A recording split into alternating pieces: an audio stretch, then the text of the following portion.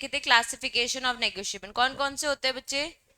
Bearer होता है, demand, diamond नहीं, time and demand, okay, and inland and foreign और अदर्स, ठीक है। अदर्स, अदर्स में अकोमोडेशन बिल, गुड। अब एक टॉपिक है partial failure of money consideration, मतलब कि जितना मिलना चाहिए था उसका क्या किया, हाफ पे किया। 700 का अमाउंट था या प्रॉमिस 700 का किया था, कितना पे किया, 500, 350 ऐसे, ठीक है। When the consideration for which person a promissory note, bill of exchange or check is consisted of money and was originally absent in the part or has subsequently failed in part, the sum of which holder standing in immediate relation with such signer is entitled to receive him in a proportionally reduced amount, ठीक है। इसको बस ऐसे एक example से कर लो और ये रीड टॉपिक है। क्या लिखा है कि जो अमाउंट, जो जिसने बिल ऑफ एक्सचेंज या प्रॉमिस नोट साइन किया, जो अमाउंट लिख के, पर एक्चुअली में उसने वो पार्ट स्किप कर दिया था, बात हुई थी 700 की और उसने 700 वाला पार्ट क्या किया, स्किप कर दिया, और फिर जो भी बाद में बात हुई तो उसने बोला था भाई तूने तो कहा था 700 लेकिन तूने प्रॉमिस नोट में 500 लिखा है, तो उसको प्रपोर्शनली उतना रिड्यूस्ड अमाउंट लेना पड़ेगा, ठीक है, क्योंकि जो उसमें लिखा होता है, जो भी प्रॉमिस नोट में, वही फाइनल अमाउंट होता है। चलो, ये इंपॉर्टेंट है। टाइप्स ऑफ नेगोशिएबल इंस्ट्रूमेंट, कौन कौन से टाइप्स हैं? प्रॉमिसरी नोट, चेक और बिल ऑफ एक्सचेंज। सबको पता है प्रॉमिसरी नोट क्या होता है? किसी को कुछ पता है क्या क्या क्या होना चाहिए, एसेंशियल्स ऑफ प्रॉमिसरी नोट अगर मैं बोलूं तो? एक प्रॉमिसरी नोट में क्या क्या लिखा होना चाहिए? चलो, रिटन होना चाहिए, अमाउंट स्पेसिफिक सर्टेन होना चाहिए, डेट होनी चाहिए कब पे करोगे, सिग्नेचर होना चाहिए, पार्टीज का नाम होना चाहिए जो दे रहा है और जिसके लिए हम प्रॉमिसरी नोट बना रहे हैं, ठीक है। promissory note is an instrument in writing not being a bank note or current note, ये याद कर लो। promissory note क्या है? एक इंस्ट्रूमेंट है। क्या है? एक इंस्ट्रूमेंट है। कैसा है? लिखित में है। Consisting of N unconditional undertaking, ये वर्ड याद करना कि promissory note एक अनकंडीशनल अंडरटेकिंग, अंडरटेकिंग यानी प्रॉमिस, एक तरीके का प्रॉमिस कि भाई मैं आपको ये पे करूंगा, तो इंसान अपने ऊपर लेता है, अंडरटेकिंग अपने ऊपर लेता है कि मैं ये चीज पे करूंगा, कोई ऑर्डर से नहीं पे करूंगा, ये मेरी मर्जी है कि मैं तुम्हें प्रॉमिस कर रहा हूं और मैं तुम्हें इतना अमाउंट दूंगा। प्रॉमिसरी नोट क्या है? एक इंस्ट्रूमेंट इन राइटिंग है और उसको हम क्या बोलते हैं? एक अनकंडीशनल अंडरटेकिंग। आपसे अगर प्रॉमिस नोट कुछ भी आया तो ये वर्ड याद रखना कि it's an instrument in writing and it's an unconditional undertaking, ठीक है। signed by the maker to pay a certain amount or to the order of certain person or only bearer to the instrument। अब bearer क्या हो गया? Blank दे दिया कि जिसको देना हो आप पास कर सकते हो। ऑर्डर मतलब नाम लिख दिया कि इसी पर्सन को पास करना है। तो एक प्रॉमिसरी नोट जो इंस्ट्रूमेंट है, लिखित है, अंडर क्या है, अनकंडीशनल अंडरटेकिंग है, उसमें एक सर्टेन अमाउंट लिखा होता है कि या तो हम इसे पे करेंगे या बेरर को देंगे या फिर किसी भी ऑर्डर पे ये जाएगा। इन सिंपल वर्ड्स फिर लिखा हुआ है कि it's an written instrument, one party makes और the issuer promises in writing to pay a certain sum of money to another, ठीक है। वहां पे एक स्पेसिमेन भी दिया हुआ है किस तरीके से प्रॉमिसरी नोट बनता है। देखो, नाम लिखा हुआ है, अमाउंट लिखा है, स्टैम्प की जगह छोड़िए एड्रेस लिखा हुआ है, फिर लिखा है 6 months आफ्टर द डेट आई मे पे, नहीं, आई प्रॉमिस टू पे इतना अमाउंट ऑन और ऑर्डर ऑफ सम ₹5 lakhs, मतलब वो मांगने भी आएगा तो मैं पे करूंगा। किसको? प्रतीक बाजपेयी को, और यहाँ उसने साइन कर दिया। हाँ, यही फॉर्मेट, कभी नहीं। चलो, पार्टीज टू प्रोमिसरी नोट, कौन कौन हो गए पार्टीज? एक मेकर और एक पेई और एक होल्डर। अब आपसे पूछेगा promissory note and who are parties in promissory note, कौन कौन हो गए? एक मेकर जिसने प्रॉमिस किया है टू पे, और एक पेई जिसको, पे कौन? जिसको पैसे मिलेंगे, जिसको हम पे करेंगे। होल्डर मतलब आपको मैंने बताया जो होल्ड करता है उसको हम क्या कहते हैं? होल्डर।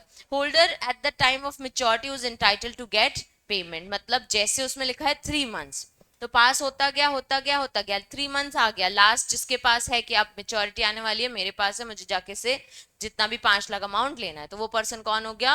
होल्डर हो गया, ठीक है। फिर एक एंडोर्सर होता है। एंडोर्सर कौन होता है?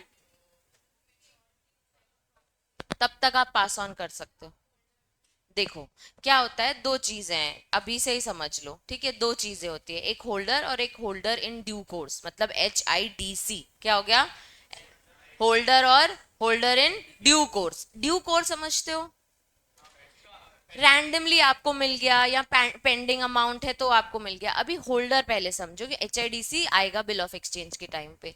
होल्डर क्या हो गया, जैसे कि आज इसने ये बनाया है हर्षिता ने, ठीक है, हर्षिता ने क्या बनाया, एक प्रोमिसरी नोट बनाया, किसके लिए बनाया, प्रतीक बाजपेयी, और आगे लिख दिया और ऑर्डर मतलब पास ऑन हो सकता है, ठीक है। तो प्रतीक बाजपेयी को उसने दिया कि 3 मंथ्स बाद तो मेरे पास आना। अभी 1 महीना हुआ है, उसने श्रेयांश को पास कर दिया। फिर अभी एक और महीना हो गया तो उसने आयशी को पास कर दिया। अभी 3rd मंथ है, निकिता के पास आ गया। जब श्रेयांश के पास था श्रेयांश होल्डर था, जब आयशी के पास था आयशी होल्डर थी, जब निकिता के पास गया निकिता होल्डर है। पर फाइनल होल्डर कौन है, जो मेच्योरिटी जाके उसको क्लियर करा लेगा, ठीक है। तो there is no such term final holder as such, पर आपको समझाने के लिए बोल रही हूँ। बाकी हाँ, जो भी पर्सन उसको उस टाइम पे होल्ड करता है वो होल्डर। अब HIDC आता है जो किसी ना किसी वैल्यू या कंसिडरेशन पे इस चीज को लेता है। मतलब श्रेयांश ने कुछ किया होगा तो उसको ये मिला होगा। मतलब हो सकता है हमने कोई बिजनेस डील की हो तो उसको हर्षिता से ये वाला प्रॉमिसरी नोट, मतलब प्रतीक बाजपेयी से प्रॉमिसरी नोट आया हो, तो इसको कुछ ना कुछ वैल्यू पे एक प्रॉमिसरी नोट मिला है या इसने कुछ कंसिडरेशन दिया इसलिए उसको प्रॉमिसरी नोट। तो ये थोड़ा स्लाइट डिफरेंस है, मैं लिखवा दूंगी होल्डर और होल्डर इन ड्यू कोर्स में, ठीक है। एंडोर्सर कौन होता है, जो पास ऑन करता जाता है। तो बेसिकली एंडोर्सर, अच्छा नेगोशिएशन मतलब भी यही ट्रांसफर। एंडोर्सर क्या करता है, यहाँ पे बैक ऑफ द इंस्ट्रूमेंट, खा के नहीं आए तुम लोग, 1 घंटा तो लेने में लगा दिया था उन्होंने।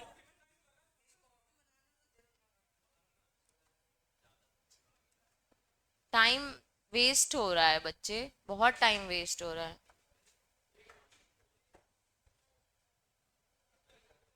देखो यहाँ पे जब बैक ऑफ द इंस्ट्रूमेंट हमने लिख दिया हो कि ये अब इस पर्सन को पास ऑन होगा, तो ये क्या हो गया, एंडोर्सर। जिसने इंस्ट्रूमेंट के पीछे किसी पर्सन का नाम लिख दिया उसको हम कहते हैं एंडोर्सर, और जिसका नाम लिखा है वो कौन हो गया, वो कौन हो गया, एंडोर्सी। और स्लैश क्या लिखा है, होल्डर। अब मेरी एक बात समझो, हर्षिता ने एक प्रॉमिसरी नोट बनाया किसके नाम पे, प्रतीक के नाम पे, ठीक है। मैंने आपको क्या बताया, यहाँ पे प्रतीक कौन है, होल्डर। लेकिन प्रतीक ने प्रॉमिसरी नोट के, ये तुम लोग क्लास से बाहर खा के आओ ना प्लीज।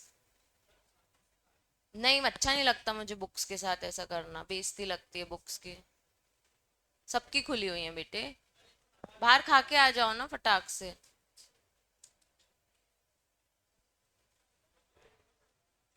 कुछ कह रही हूँ ईशान, मैं कुछ कह रही हूँ।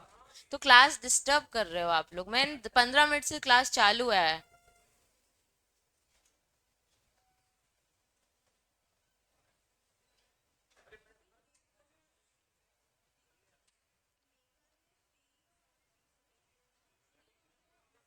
मेकर तो बनाया, होल्डर कैसे हुआ मेकर, मैं पे कर रही हूँ तो मैं होल्डर कैसे हुई। मेकर जो पे करता है, प्रॉमिस करता है कि मैं आपको ये अमाउंट दूंगा।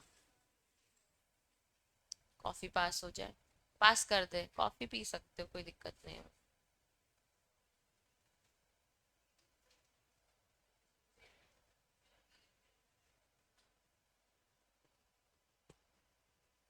जैसे ब्रेक मिलती है तब तुरंत निकल जाया करो। ब्रेक मिलती है 10 मिनट बैठते हो, सोचते हो, डिस्कस करते हो, कॉन्ट्री करते हो, फिर हाँ, फिर जाते हो लेने। अभी 11:06 हो गई, 10:30 की क्लास थी। हाँ मतलब मैं नॉर्मली कह रही हूँ कि मैं 10:25 पे थी तब अभिषेक ने तुरंत छोड़ी होगी। मैं क्लास 10:50 पे आई हूँ, उसके बाद भी मैं 10 मिनट बाद आई हूँ। पहली क्लास तो थी ना वो 30। जब भी छोड़ी भाई मैं आ गई थी 10:34, यहाँ पे छूट चुकी थी तुम्हारी क्लास। लेकिन मेरी मेरी बात यह है कि तब तुम सोच लिया करो कि अब ये खाना है और तुरंत भगना है। क्वेश्चन करते करते सोच लिया करो। सबको हो गई कॉफी ब्रो, चलो। देखो मैं कह रही हूं कि ये कौन हो गया, हर्षिता ने मेकर हो गई, कौन हो गई, मेकर, ठीक है। प्रतीक कौन हो गया, पेई, जिसको अमाउंट मिल रहा है। अब ये प्रतीक अभी क्या है, यहाँ पे होल्डर भी है।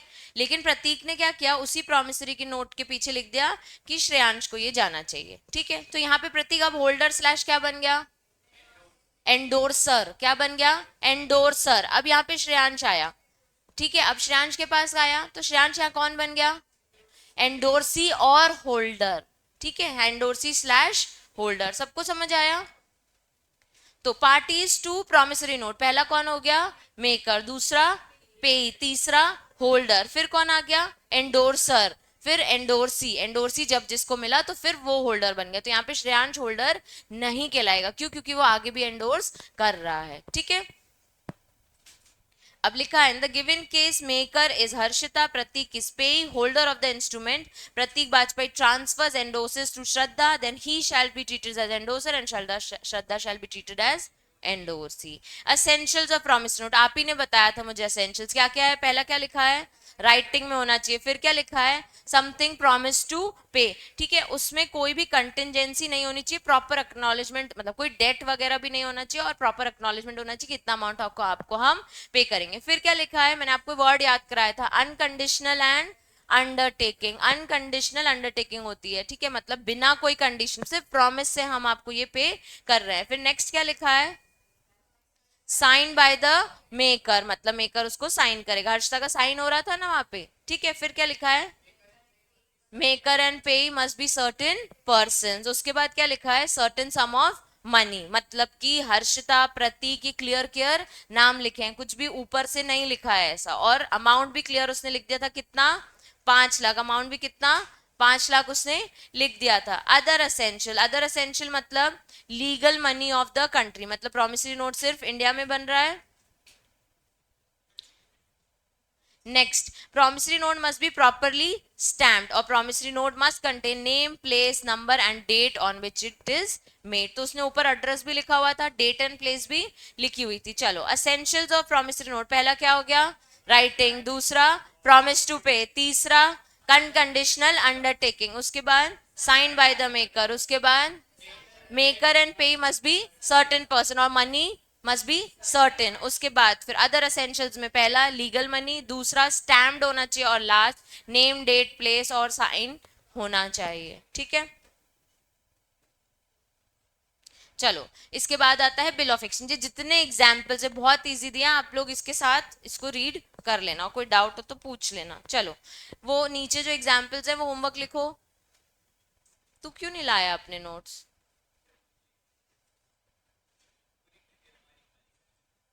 चलो, बिल ऑफ एक्सचेंज। अब bill of exchange is an instrument in writing containing an unconditional, क्या लिखा है, अनकंडीशनल ऑर्डर। ऊपर वाला क्या था,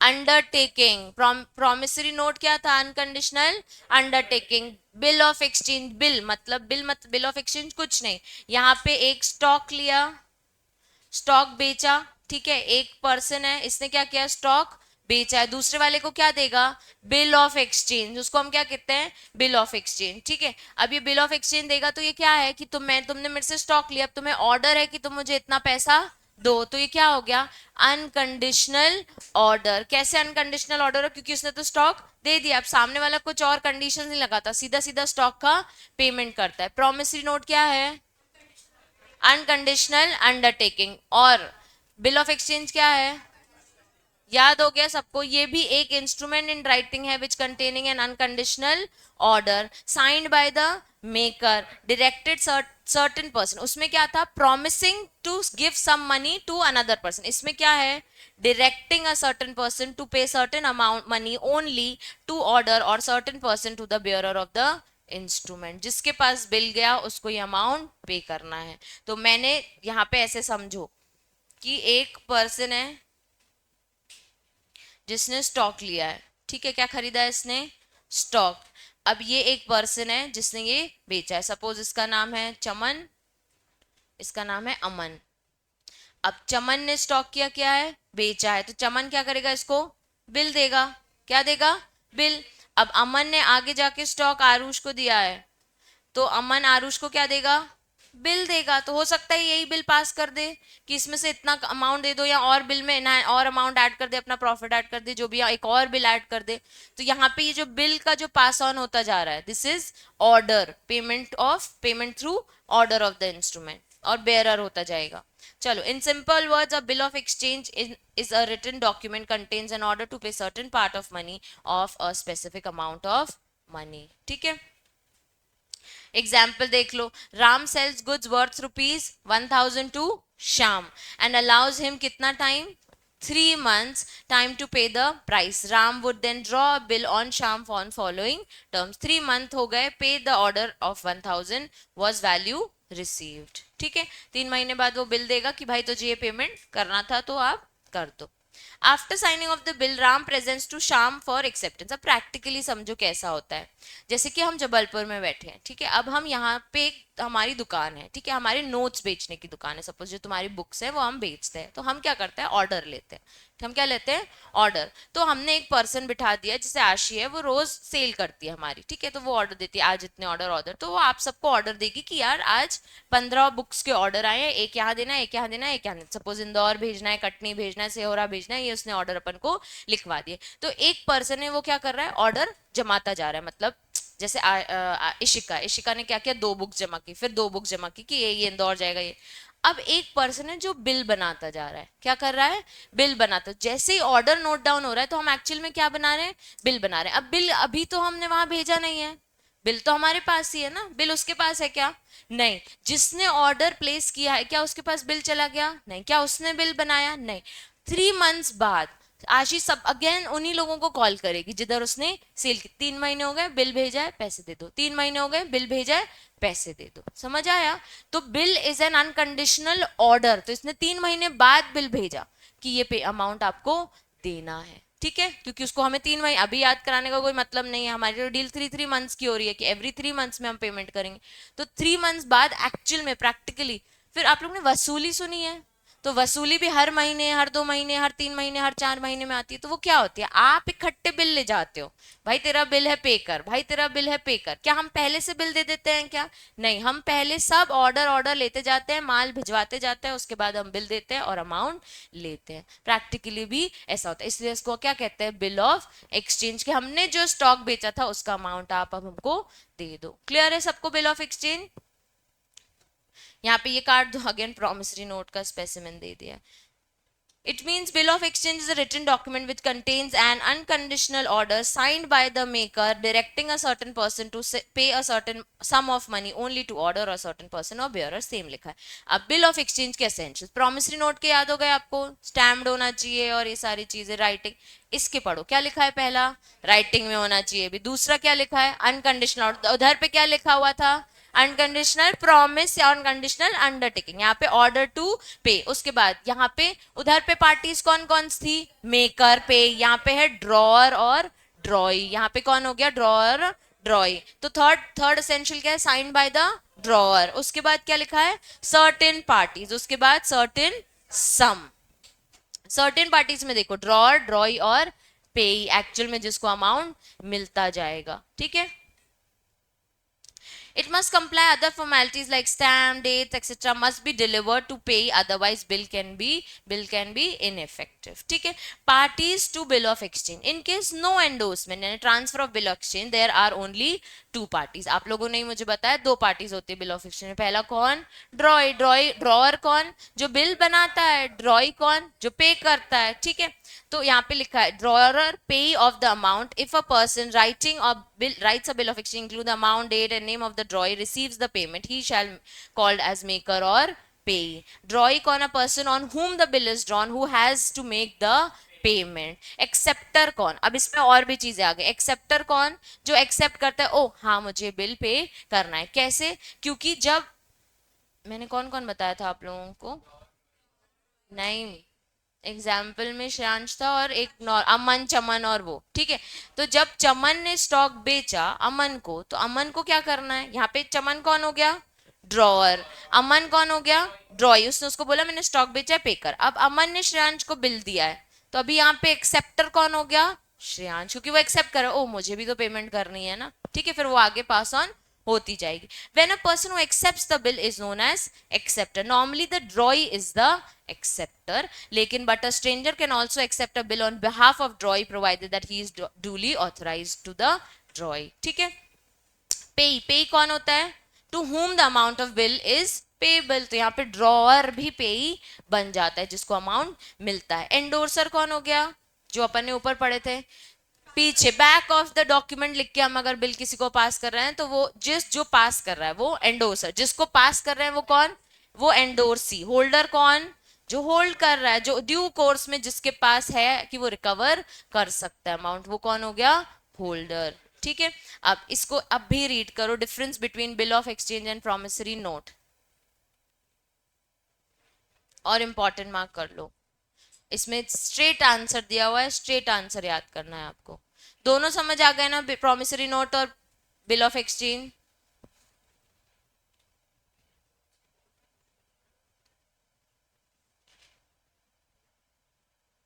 पेई को पेमेंट मिलती है, पेई पेमेंट नहीं करता है, पेई को पेमेंट मिलती है।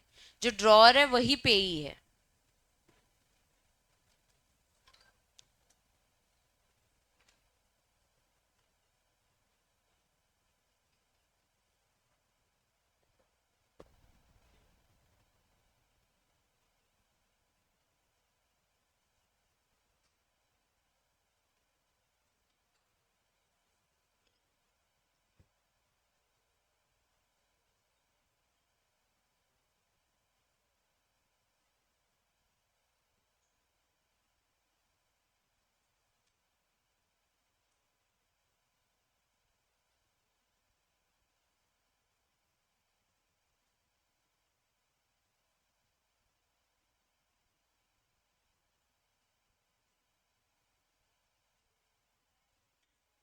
हाँ, एक मिनट।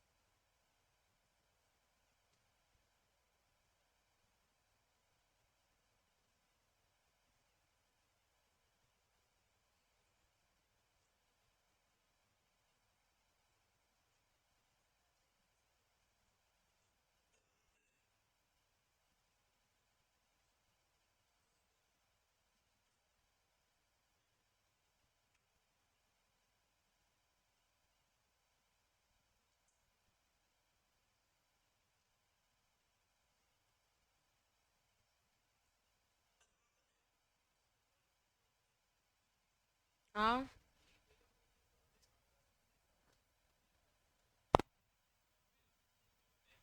हाँ, प्रॉमिसरी नोट को नहीं कर ऑब्वियसली। हाँ, लाइबिलिटी, आशी लाइबिलिटी यानी कौन लाइबल है पे करने के लिए? Responsibility, the liability of the drawer of the bill is secondary and conditional. Drawer कौन है?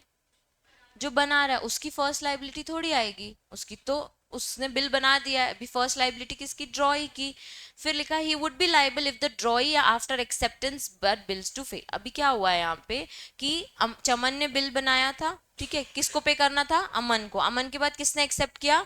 श्रेयांश ने। तो यहाँ पे श्रेयांश ड्रॉअर ए, जो अमन है वो ड्रॉअर के प्लेस पे आ गया, क्योंकि उसने क्या किया? आगे पास ऑन किया। अभी श्रेयांश ने बिल पे नहीं किया है, तो ड्रॉअर कौन है? अमन। अमन को एक्चुअली चमन को पे करना पड़ेगा। ठीक है, तो जो ड्रॉअर की लाइबिलिटी आती है वो हमेशा थोड़ी सेकेंडरी आती है, कि अगर मेरे पार्ट वालों ने पे नहीं किया तो मुझे अल्टीमेटली पे करना पड़ेगा। और यहाँ पे मेकर प्रॉमिसरी नोट की तो प्राइमरी और एब्सोल्यूट लाइबिलिटी, कि वही पर्सन है जो पे करता है क्योंकि वो प्रॉमिस कर रहा है। ठीक है, क्लियर हो गया सबको डिफरेंस? चलो, चेक। चेक सबको पता है क्या होता है, लेकिन लिखते कैसे हैं वो देखो। Cheque is a bill of exchange. क्या है चेक? बिल ऑफ एक्सचेंज, लेकिन drawn on a specified banker. Cheque हम किसको ड्रॉ करते हैं? बैंक को, कि हमारी तरफ से यहाँ पेमेंट कर देना। ठीक है, not express to be payable otherwise than on demand. जैसे कि एक चेक है, उस पर मैंने साइन कर दिया, to so and so account sign, तो क्या बैंक को इंडिकेट चला गया क्या कि अरे इस मैडम ने कहीं बैठ के चेक साइन किया है? नहीं, जब चेक लेके जाएगा वो बैंक, तब बैंक पे करेगा ना। तो स्पेसिफिकली वो ऑन डिमांड पे होता है। ये क्लियर है सबको? चेक क्या हो गया? एक bill of exchange drawn on a specified bank. अब मुझे तीनों चीजें बताओ। प्रोमिसरी नोट में क्या याद किया था? Instrument writing which is unconditional undertaking. Bill of exchange, it is instrument in writing but it is unconditional order. Now check is an instrument which is also a bill of exchange drawn on a specified bank. ठीक है, ये चीजें याद हो गई। And not expressed to be payable otherwise on demand, यूं ही वो पे नहीं होता है जब तक डिमांड उसकी नहीं होती. इट इंक्लूड्स इलेक्ट्रॉनिक इमेज और truncate cheque and cheque in electronic form. मतलब स्कैन कॉपी हो गई, इसको इन लोग कह रहे हैं ट्रंकेट चेक, जैसे अपन ने स्क्रीन में दिखा दिया check. Features of check: check drawn on banker on demand or no need for acceptance. अब वहां लिखा है मिरर इमेज ऑफ चेक और ट्रंकेट चेक. मिरर इमेज यानी इलेक्ट्रॉनिक फॉर्म और ट्रंकेट चेक यानी means a cheque which is truncate during a course of clearing cycle either by clearing house और the bank whether paying और receiving immediately on generation of an electronic image for transmission submitting for the physical movement of the check in writing. दोनों ही electronic form में होते हैं. अभी अपने यहाँ ये चलता नहीं है. अपन ई फॉर्म में कहाँ चेक ड्रॉ करते हैं ना, अभी स्कैन कॉपीज कहाँ एक्सेप्ट करते हैं चेक की बैंकर. तो ये बस उन्होंने एक्ट में दे रखा है कि दो टाइप के चेक होते हैं, एक ट्रंकेट चेक और एक स्पेसिफिक चेक. ठीक है. अभी पहले के जमाने में क्या होता था, आप पढ़ोगे जैसे ड्राफ्ट्स बनते थे. ठीक है. तो पहले के जमाने में कॉपीज थोड़ी निकलती थी कि स्कैन करके भाई तू भी रख ले, स्कैन करके तू भी रख ले, या रिसीट्स नहीं आती थी. तो लोग क्या करते थे, ड्राफ्ट बना के उसको आधा कर देते थे कि ये तेरा और ये मेरा, कि जब जुड़ेगा तब ये टर्म्स एंड कंडीशंस फाइनल है और तेरे और मेरे बीच की है. क्योंकि पहले के जमाने में स्कैन कॉपीज या फोटो कॉपी या जेरोक्स ये सब नहीं चलता. तो अपन या तो इधर से आधा कर देते थे उसको या फिर इधर से, तो जो ज्वाइन होगा वो एक्चुअल अग्रीमेंट माना जाता था. तो वैसे ही इसीलिए इसको आपको समझाया गया है कि एक इलेक्ट्रॉनिक फॉर्म में और एक ट्रंकेट फॉर्म में. तो दोनों ही अब अपने इंडिया में तो नहीं चलते. एक बार रीड लिख लो इसको. Essential of check: it is always drawn on a banker and payable on demand. दूसरा क्या लिखा है, it does not require any acceptance. Bill of exchange में एक्सेप्टेंस हो रही थी ना, थर्ड पार्टी एक्सेप्ट कर रहा था. यहाँ पे ऐसा कुछ एक्सेप्टेंस की बात नहीं है. And special kind of crossing over cheque giving specific instrument of bank. एक बार पन्नस ने कल पूछा था कि क्रॉसिंग कर दी तो चेक जब बनता है तो आप यहाँ पे क्रॉसिंग करते हो. तो अपन को एक टॉपिक है क्रॉसिंग ऑफ चेक्स. दो तीन तरीके की क्रॉसिंग होती है.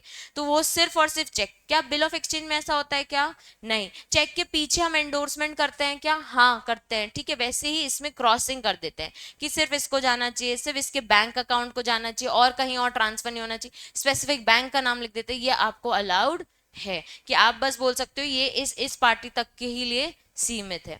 तो क्रॉसिंग ओवर चेक्स में होता है. Customer can only be drawn on bank if the banker has account in a particular bank. Account होगा तो ही चेक यूज होगा. चेक में be payable to the drawer himself, it is payable to the bearer unlike a bill और note. उसके बाद the banker is obligation to honour to the issues cheque. Bank question नहीं कर सकता, अरे आज 2 लाख कल 5 लाख क्यों भेजा, उसको की करना ही पड़ेगा. और लास्ट है कि चेक यूजुअली वैलिड. मैंने कल आप लोग को बताया था 3 मंथ्स में चेक एक्सपायर हो जाता है. एक चेक मिला तो उसको 3 महीने में आपको बैंक में लगाना पड़ेगा. अब एक बार एसेंशियल्स याद करते हैं. पहला, इसमें हेडिंग नहीं दी हुई है. पहला क्या लिखा है कि ड्रॉन ऑन बैंकर और पेबल ऑन डिमांड. इसमें क्या एक्सेप्टेंस लगती है? नहीं लगती. क्या क्रॉसिंग ऑफ चेक्स के काइंड्स हैं? हाँ है. स्पेसिफिक क्रॉसिंग होती है.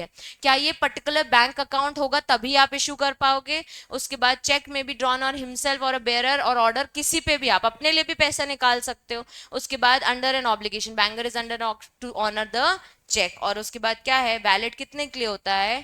3 महीने के बाद वो एक्सपायर हो जाता है.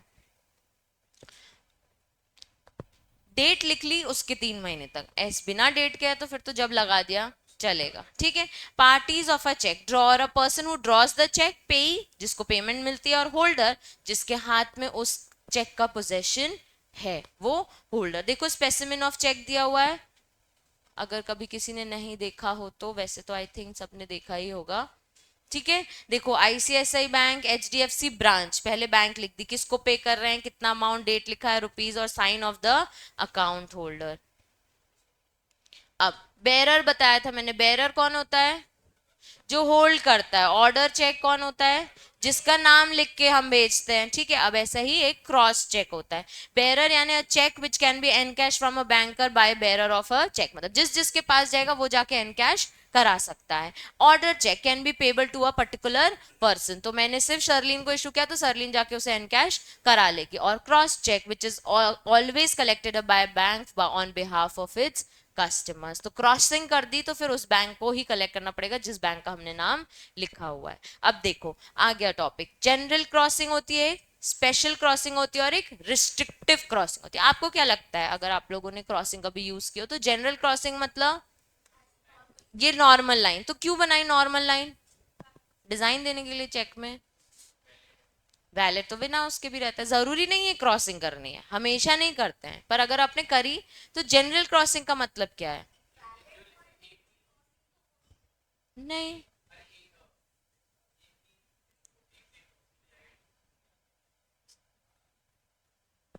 एनीबडी, जिसका नाम लिखा है उसको जाएगा जनरल क्रॉसिंग, ठीक है। स्पेशल क्रॉसिंग, बैंक का नाम लिख दिया कि इसी बैंक से जाके होगा ये, और किसी बैंक अकाउंट में पैसा नहीं जाएगा। मतलब मैं अगर एचडीएफसी में अकाउंट होल्ड करती हूँ, मैं एचडीएफसी का चेक काट रही हूँ और वहां मैंने लिख दिया एसबीआई बैंक, मतलब पैसा सीधे कहाँ जाना चाहिए? एसबीआई, और किसी बैंक में नहीं जाना चाहिए। ऐसा ही एक रिस्ट्रिक्ट आता है कि सिर्फ इस पर्सन को जाएगा, इस पर्सन से उसके आगे ये नहीं जा सकता। This is restrictive crossing. देखो, जनरल क्रॉसिंग बहुत इंपॉर्टेंट है। हाँ, general cross is a mark on the face of the cheque of with और without certain words. It contains two parallel lines, जैसे यहाँ मैंने बनाई है क्रॉस वाइज लाइंस, और in addition of the words क्या लिख सकते हो? एंड कंपनी, या फिर आप लिख सकते हो नॉट नेगोशिएबल। नॉट नेगोशिएबल यानी इसके अलावा आगे ट्रांसफर नहीं होगा ये, ठीक है।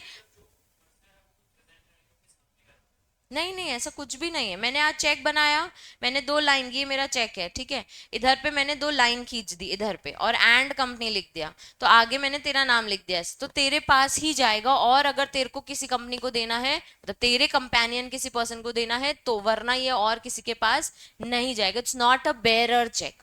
ब्रेरर मतलब कुछ भी नहीं है, तेरे को दिया, जिसको पास करना है कर सकता है, ऐसा, ठीक है। जनरल क्रॉसिंग, नॉट नेगोशिएबल मतलब ट्रांसफरेबल नहीं है, अपन ने पहले ही पढ़ा था। नेगोशिएबल मतलब ट्रांसफरेबल, नॉट नेगोशिएबल मतलब सौम्य इसको आगे ट्रांसफर नहीं कर सकता, ठीक है। जैसे the holder of the payee of the cheque can not get the payment over the counter of the bank but through a bank only when he simplifies at three words and company, not negotiable and not negotiable and company. कुछ भी add कर लो, दोनों साथ में add कर लो या फिर individually, तो आप हमारे बैंक से एंड कैश करा सकते हो, और अदरवाइज किसी और को ट्रांसफर नहीं कर सकते। नॉट नेगोशिएबल मतलब प्रोटेक्शन ऑफ राइट्स, कि जिस पर्सन को मैंने दिया है उसके राइट्स उसी चेक से प्रोटेक्टेड हैं। अब आ जाता है स्पेशल क्रॉसिंग, ये देखो यहाँ पे बताया भी उन्होंने। स्पेशल क्रॉसिंग, स्पेशल क्रॉसिंग में आप क्या लिखते हो? State Bank and company, State Bank of India non negotiable, और not negotiable State Bank of India. मतलब स्पेशल में हमने बैंक का नाम लिख दिया, जनरल में हमने क्या लिखा है? And company. स्पेशल क्रॉसिंग में हमने क्या किया है? बैंक का नाम लिख दिया, ठीक है।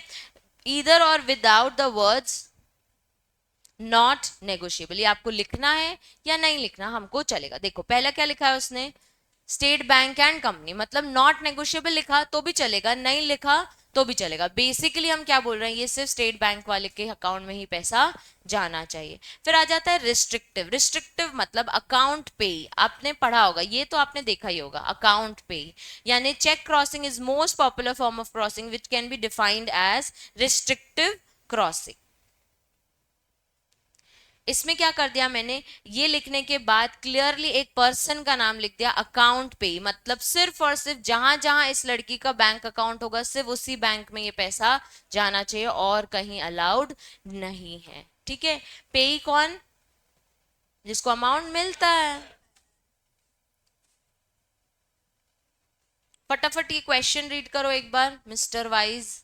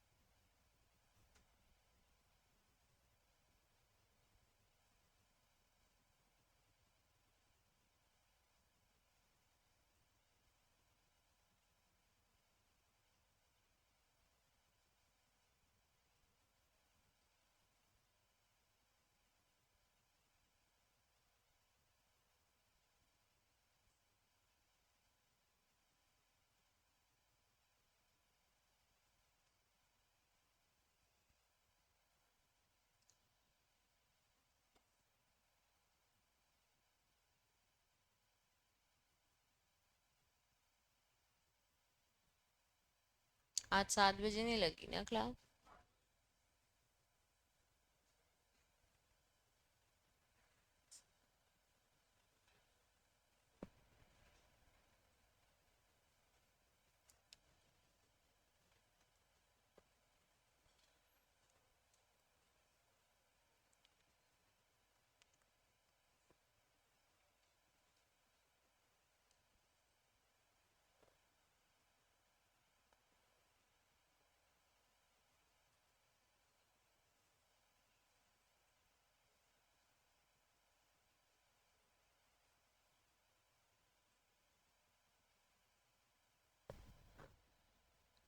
पढ़ लिया बच्चे? समझ आया? Not negotiable. किसी को कोई डाउट? इसके बाद चेक और बिल ऑफ एक्सचेंज का डिफरेंस देख लो, ठीक है?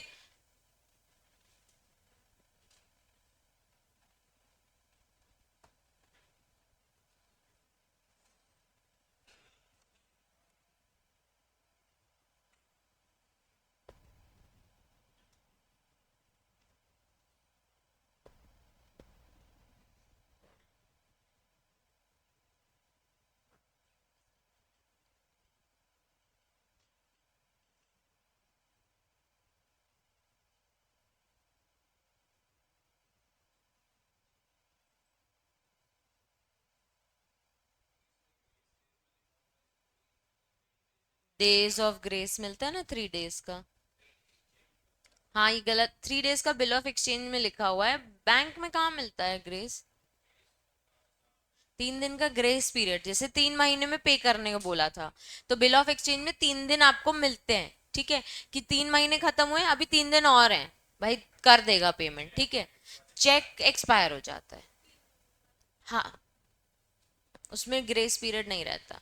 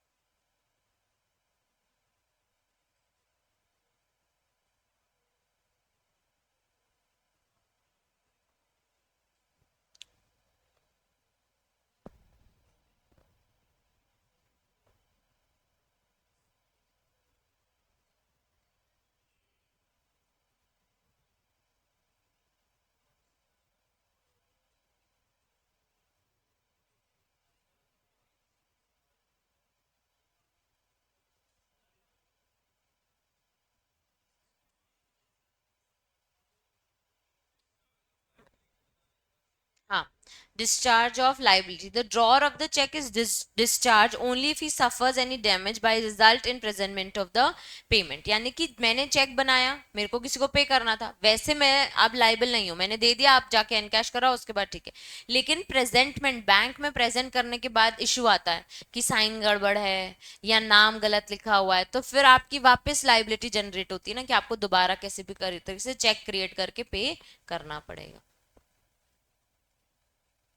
और बिल में कुछ नहीं, the drawer of the bill is discharge, उसको तो कुछ नहीं है, if it is not presented for the payment, उसको तो सीधे पेमेंट मिलेगी अब। चलो next, liability on the cheques. अब चेक्स के ऊपर, अब देखो बच्चे, तीनों आपको समझ आ गए। प्रोमिसरी नोट यानी unconditional undertaking, bill of exchange यानी अनकंडीशनल ऑर्डर, प्रोमिसरी नोट हो गया, बिल ऑफ एक्सचेंज, और चेक, चेक क्या हो गया, ऑन अ स्पेसिफाइड बैंक। ये तीनों बेसिक समझ आ गए। अब छोटे छोटे टॉपिक्स आएंगे जिससे आपको शायद क्वेश्चंस फ्रेम वो कर सकते हैं। अब liabilities of a cheque, banker का क्या ऑब्लिगेशन है? बैंकर का क्या ऑब्लिगेशन है? बैंकर कौन होता है? बैंकर कौन होता है? बैंकर कौन होता है? बैंक होता है। कौन सी एज के हो तुम लोग? बैंकर कौन होता है? बैंक, बैंक का बंदा बैंकर, ठीक है? ऐसे कर रहे हो, पता नहीं क्या बोल रही है, समझ नहीं यार। जिस बैंक का चेक होगा वो बैंकर, तो बैंकर का ऑब्लिगेशन क्या है? चेक का पेमेंट करना पड़ेगा ना, ऑनर करना पड़ेगा चेक को. The drawee of the cheque is always the banker. It is the duty of the banker to make the payment against the check provided he has in his hand sufficient funds of the drawer and funds are properly applied to such payment. आपके bank account में उतना पैसा होना चाहिए और banker obliged है कि वो अमाउंट को पे कर दे. बैंकर्स राइट टू रिफ्यूज, ये इंपॉर्टेंट है. कब कब बैंक रिफ्यूज कर सकता है, आप बताओ कब करता है मना?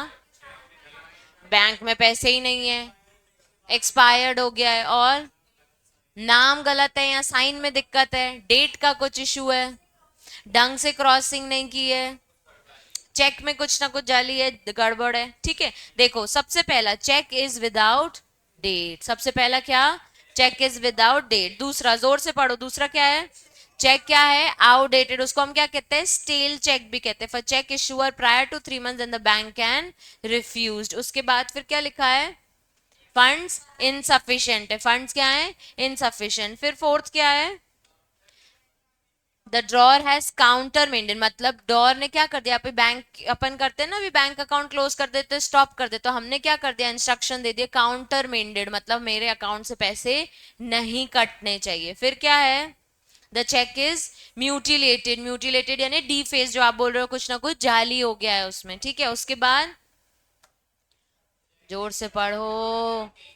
चेक इज डाउटफुली वैलिडिटी यानी over writing on the name, amount, कुछ ना कुछ डाउट है. उसके बाद क्या लिखा है? Signatures doesn't match. पहला क्या था बच्चे?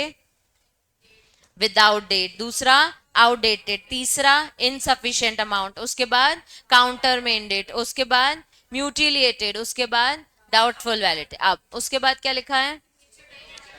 सिग्नेचर. उसके बाद drawer has died and notice has been receive. तो अभी वो जिंदा नहीं है, तो हम पहले पता करेंगे फिर हम आपको पैसा देंगे. उसके बाद ड्रॉअर कौन क्या बन गया है? इंसॉल्वेंट बन गया. मतलब अगर पैसा है भी तो हमको और भी जगहों पे यूज करना पड़ेगा, तो अभी हम आपको अमाउंट इस चेक का नहीं दे सकते. उसके बाद अनसाउंड माइंड है. ड्रॉअर अनसाउंड माइंड बन गया और उसको नोटिस रिसीव हुआ. जब तक उसकी परमिशन नहीं होगी या उसके लीगल है इसकी, तब तक हम अकाउंट से पैसा नहीं देंगे. उसके बाद क्या लिखा है? The cheque contains material alteration, irregular signature या फिर इरेगुलर एंडोर्समेंट. उसके बाद if the drawer's fund are not properly applicable to the payment, मतलब लिखा 5 लाख है, कितना? 2 लाख या मैच नहीं कर रहा. उसके बाद if the notice in respect of the closure of the account is served by the either party और अदर. अगर क्लोजर ऑफ अकाउंट का मिल गया तो हम अभी पैसे निकालना अलाउ नहीं करेंगे. एक बार फिर से, बैंक कब कब रिफ्यूज कर सकता है? विदाउट डेट है, उसके बाद स्टेल है, आउटडेटेड है, उसके बाद इनसफिशिएंट है, उसके बाद काउंटर मेंडेड है, उसके बाद म्यूटिलेटेड है, उसके बाद उसके बाद मर गया है, अनसॉल्वेंट इंसॉल्वेंट है, अनसाउंड माइंड है. उसके बाद मटेरियल ऑल्टरेशंस हो गए हैं, प्रॉपरली एप्लीकेबल नहीं है, पैसा नहीं है, और क्लोजर ऑफ अकाउंट का नोटिस आया है. ठीक है, जो नीचे पॉइंट लिखा है वो होमवर्क लिखो, मतलब जो एग्जाम्पल दिया, ये सारे एग्जाम्पल्स बहुत इंपॉर्टेंट है नेगोशिएबल में. ठीक है, उसके घर वाले ऑब्वियसली ऊपर से तो आके देगा नहीं यार, कोई ना कोई तो देगा ना, घर वाले, पता चल जाता है.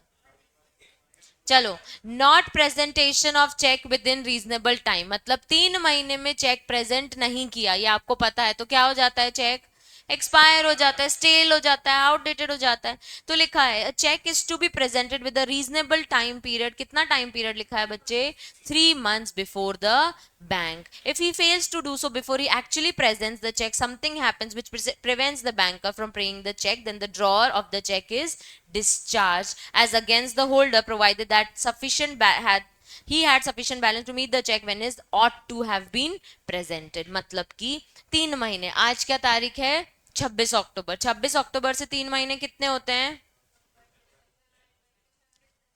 26 जनवरी. इस डेट तक अगर चेक प्रेजेंट नहीं हुआ, इस डेट तक चेक प्रेजेंट नहीं हुआ और हम गए हैं 28 जनवरी को, बैंक पैसे देगा क्या? अकाउंट में पैसे हैं फिर भी नहीं देगा. तो वही लिखा हुआ है कि अकाउंट में पैसे हैं, सफिशिएंट बैलेंस है, पर आप 3 महीने बाद आए हो, सफिशिएंट पीरियड में नहीं आए हो, तो आपका हम चेक क्या कर देंगे? डिस्चार्ज कर देंगे होल्डर के नाम पे कि ये चेक क्या है? डिस्चार्ज है.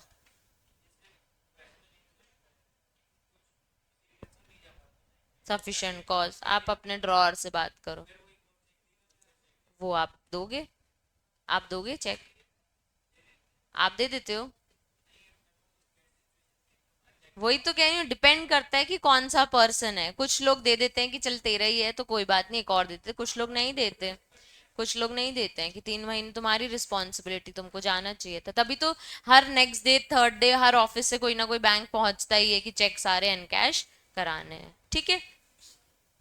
Further section also states that it's the duty of the holder of the check to present the same। यही चीज कि जिसके पास चेक है उसकी ड्यूटी है। हम बार बार याद नहीं दिलाएंगे भाई 3 महीने हो गए चेक लगाया क्या, चेक लगाया क्या। आपकी ड्यूटी आप कर लो। फिर भी गुड रिलेशन के टर्म्स में सामने वाला याद कराता है कि भाई ये 3 महीने होने वाले हैं, आप चेक लगा लो, अकाउंट से पैसे हमारे कटे नहीं है।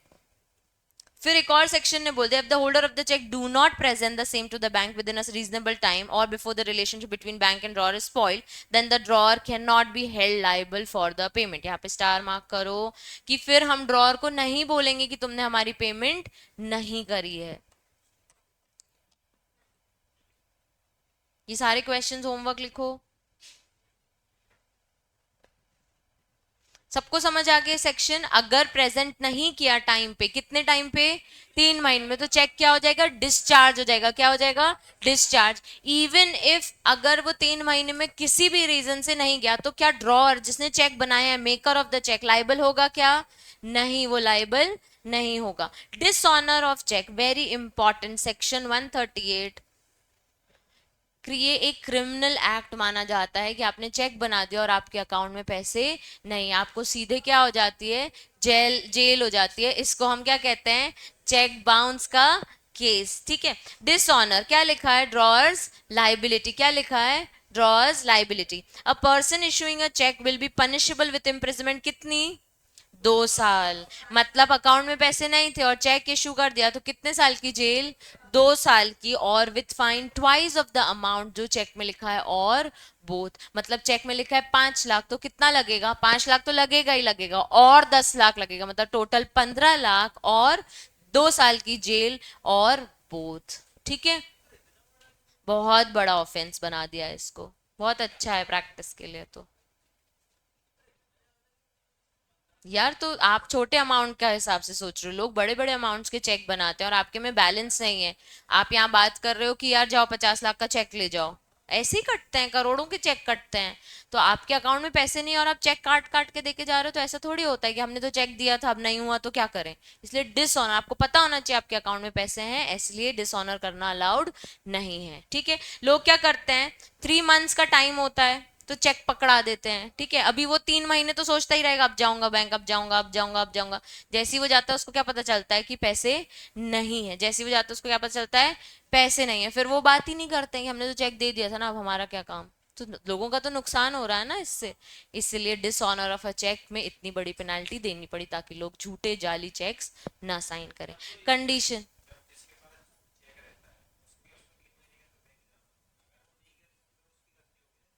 खुद की, हाँ खुद की उसकी। मैं तो इसके ही मस्त। चलो नेक्स्ट क्या है यार, अच्छा कि सीधे जेल होएगी, खुश हो जाता है इंसान। जेल होएगी, जेल। हाँ, मोर देन, अगर जल्दी, मतलब जज अच्छा हो तो बढ़िया हो जाता है, जल्दी भी हो जाती है, लेकिन एविडेंसेस हो तो फटाफट हो जाते हैं। चलो, कंडीशन ऑफ सेक्शन 138, पहली कंडीशन क्या है, चेक हैज बीन, जोर से पढ़ो, cheque has been issued for discharge of liabilities. दूसरा क्या लिखा है, should be presented with the bank within 3 months whichever is earlier. उसके बाद क्या लिखा है, चेक डिपॉजिट किया था और इंटीमेशन मिला है कि डिसऑनर हो गया है आपका चेक, आपके बैंक अकाउंट में सफिशिएंट बैलेंस नहीं है। उसके बाद द होल्डर और पे इन due course should give notice demanding the payment. ये बहुत इंपॉर्टेंट है टाइमलाइन। देखो, सबसे पहले चेक मिला, मतलब मैं आज की बात करती हूँ 26 अक्टूबर को, इसके पास कितना टाइम है, 26 जनवरी तक। तो ये सपोज 25 जनवरी को चला गया बैंक, ठीक है, इसको नोटिस आया कि क्या हो गया है, डिसऑनर आ गया। अब इसके पास 30 दिन है, 30 दिन में ये उस पार्टी को जिसने चेक दिया था उसको बोलेगा कि तुम्हारे यहाँ से पेमेंट नहीं हुआ है, ठीक है। उसने क्या भेजा है उसको, नोटिस। ये कौन सा नोटिस, लीगल नोटिस, ठीक है। 30 दिन में जैसे ही चेक लगाया ना, जैसे ही चेक लगाया और डिसऑनर का नोटिस आया, उसके 30 दिन में क्या भेजना है? नोटिस भेजना है। क्या भेजना है? Notice demanding the payment. भाई तू पे कर दे, तेरे यहाँ से बैंक में पैसा नहीं निकला, ठीक है। उसके बाद if the drawer fails to make, उसको कितना टाइम दिया मैंने? 15 दिन, ठीक है। Fails to make the payment within 15 days of receipt of, then should be a proceed for prosecution. Prosecution a criminal action, ठीक है। मतलब कि 30 दिन में नोटिस भेजना है। मतलब मेरे पास सपोज मैंने आशिक का लेते हैं, ठीक है। आशी ने मुझे एक चेक दिया, मैंने बैंक में लगाया, बैंक ने बोला डिसऑनर है। मेरे पास कितने दिन है? 30 days। 30 days में मेरे को क्या भेजना है? नोटिस। क्या बोलना है इसको? पेमेंट कर दो। इसके पास कितने दिन है पेमेंट करने के लिए? 15 दिन। कितने दिन है? 15 दिन। अब नेक्स्ट देखो, prosecution of the complaint to be made only by the payee और होल्डर विद इन 1 month और इन राइटिंग। उसके बाद मेरे पास और एक महीना है कि मैं अब कोर्ट जा सकती हूँ। मतलब 15 दिन हो गए, उसके बाद फिर से मेरे पास कितना टाइम है? 30 days कि अब मैं कोर्ट जा सकती हूँ इसके अगेंस्ट प्रोसिक्यूशन स्टार्ट करने के लिए, ठीक है। कितने कितने दिन हो गए? पहले 30 days में नोटिस, 15 दिन में उसको पेमेंट करनी है, 15 दिन में पेमेंट नहीं आई तो कोर्ट कितने दिन में जाना है? 1 महीने में। क्लियर हो गया कंडीशंस? 138 की कंडीशन, पहला चेक होना चाहिए डिस्चार्ज ऑफ लाइबिलिटीज के लिए, दूसरा बैंक के सामने प्रेजेंट होना चाहिए, तीसरा इंटीमेशन बैंक से कि डिसऑनर हो गया है। डिसऑनर हो गया है तो डिमांडिंग पेमेंट के लिए नोटिस जाना चाहिए, नोटिस गया तो रिसीट ऑफ नोटिस में रिप्लाई आना चाहिए या पेमेंट आनी चाहिए। पेमेंट नहीं आई तो 1 महीने में क्या होना चाहिए? प्रोसिक्यूशन। इस प्रोसिक्यूशन को हम कहते हैं कि हम कोर्ट में कंप्लेन फाइल करेंगे कि हमको पैसा नहीं मिला है।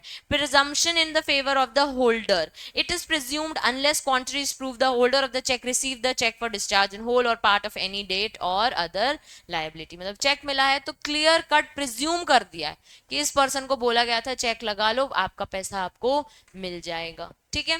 No defence allowed, it shall has no defence in the prosecution for that drawer had no reason to believe that when he issued cheque the cheque may be dishonoured for reason of insufficient funds. मतलब यहाँ पे जो आशी है वो ये नहीं बोल सकती मुझे पता ही नहीं था मेरे अकाउंट में पैसे नहीं है, ये डिफेंस अलाउड नहीं है, ठीक है। तो clear cut penalty, clear cut imprisonment, clear cut कुछ भी सामने वाले को ऑप्शन भी बोलने का ज्यादा मिलता नहीं है, ठीक है। सीधे एक्सेप्टेंस आता है और केस चलता है। अब कंपनीज, क्या कंपनीज ऑफेंस कर सकती हैं? तो उसके बिहाफ में जो जो लोग हैं, उसके डायरेक्टर्स, मैनेजर्स, सेक्रेटरीज, वो लोग लाइबल होते हैं if during that period, during the offence वो लोग वहां पे मौजूद थे, ठीक है। एक बार हिमांशी रीड करना। हम्म।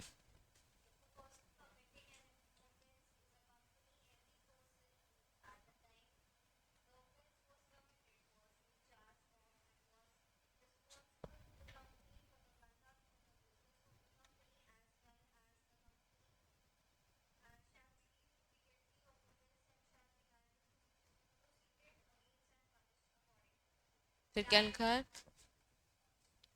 हाँ, इतना ले समझ आया ना, जो लोग मैनेजर्स हैं, जो लोग रिस्पॉन्सिबल है वो लाइबल रहेंगे। फिर लिखा है डायरेक्टर, मैनेजर, सेक्रेटरी और other shall deem to be guilty under this section and shall be liable to proceeded and punishment लगेगी। लेकिन कभी कभी उनको पनिशमेंट नहीं भी लगी। वो नॉट लाइबल पे सर्कल बनाओ ना, not liable. When such a person proves that offense was committed without his knowledge, when he had received all diligence prevent the commission of such defense, उसके पास पूरा नॉलेज है कि मेरे को नहीं पता था ये कुछ होगा, मैं वहां अवेलेबल भी नहीं था, मेरे सामने ये काम नहीं हुआ है, तो वो वहां पे नॉट लाइबल के लिए बच सकता है। उसके बाद फिर ये ऑल ड्यू डिलिजेंस, मतलब उसने तुरंत तुरंत उस टाइम वो चेक करता गया कि ऐसा कोई ऑफेंस तो कंपनी में नहीं होगा। उसके बाद nominee directors holding any office, nominee director कौन होते हैं? पढ़ा होगा अभी कंपनी लॉ में, फाइनेंशियल इंस्टीट्यूशन है, गवर्नमेंट के डायरेक्टर, उनको हम लाइबल नहीं ठहराते हैं, ठीक है। वो दोनों होमवर्क लिखो, cases.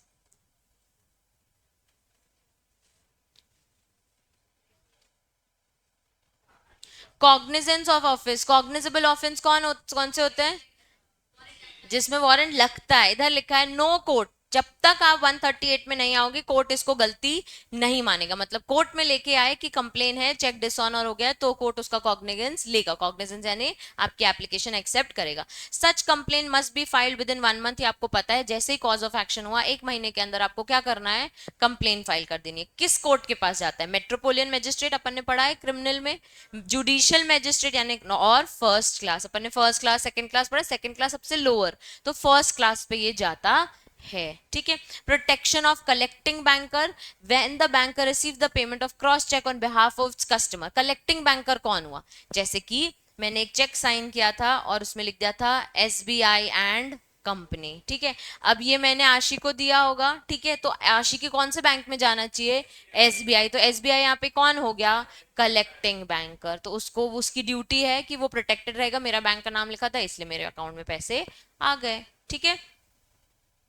The payment should be received for on behalf of the customer, cross cheque के थ्रू आया होगा, the cross cheque handed over to bank for collection और गुड फेथ और विदाउट नेग्लिजेंस में आपको मिला है, ठीक है।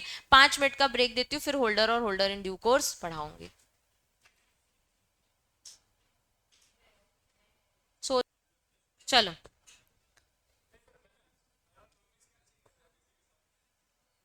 देखो, होल्डर, होल्डर फॉर वैल्यू और होल्डर इन ड्यू कोर्स। मैंने बताया एक होल्डर होता है, एक होल्डर इन ड्यू कोर्स होता है। देखो, होल्डर यानी the someone who possesses a negotiable instrument, जैसे आपको मैंने बताया जिसके हाथ में चेक आया वो कौन हो गया?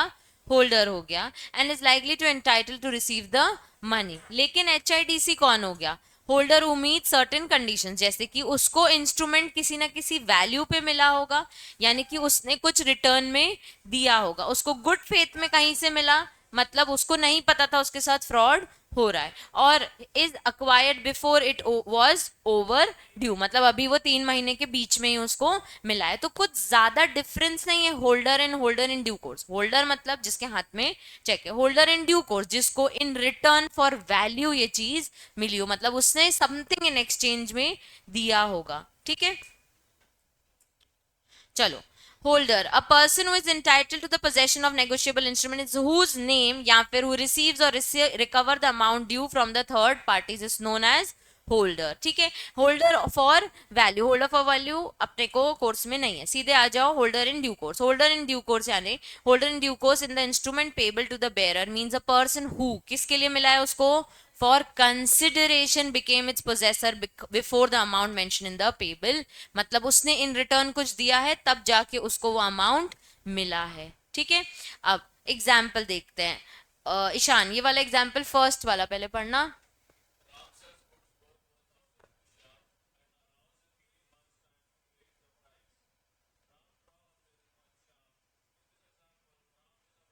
एंड पे, ठीक है। अब ऐसे ही ये वाला देखो, राम ने क्या किया? गुड्स सेल किए worth ₹1000 to Shyam and allows him to return in 3 month, मतलब अमाउंट कितने महीने में पे करना है? 3 महीने में। अभी Ram draws a bill on Shyam and further Shyam endorses, Ram ने क्या कर दिया? श्याम ने क्या कर दिया? एंडोर्स कर दिया in favour of Mohan. In this example Mohan is holder in due course. Mohan को एंडोर्स क्यों किया होगा? क्योंकि मोहन ने उसके लिए कुछ ना कुछ काम किया होगा, तो उसने आगे क्या कर दिया?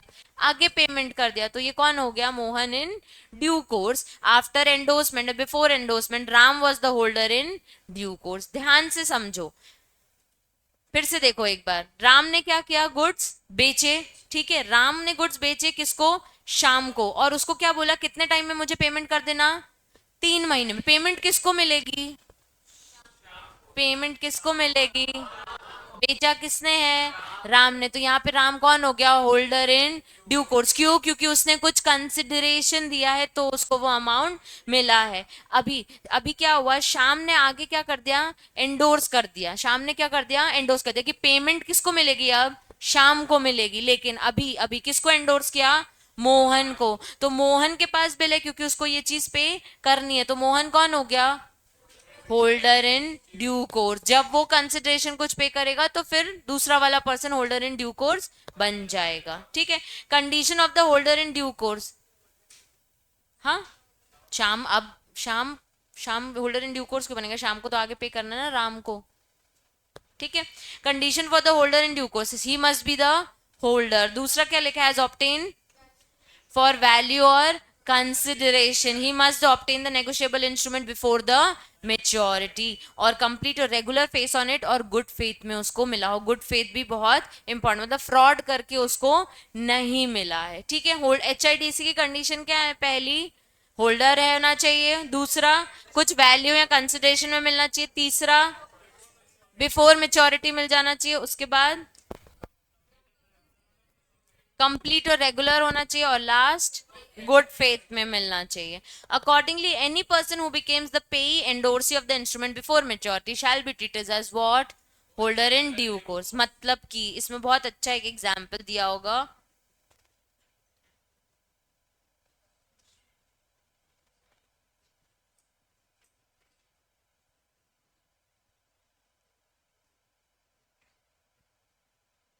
ये वाला एक बार निकिता जोर से पढ़ना क्वेश्चन 18.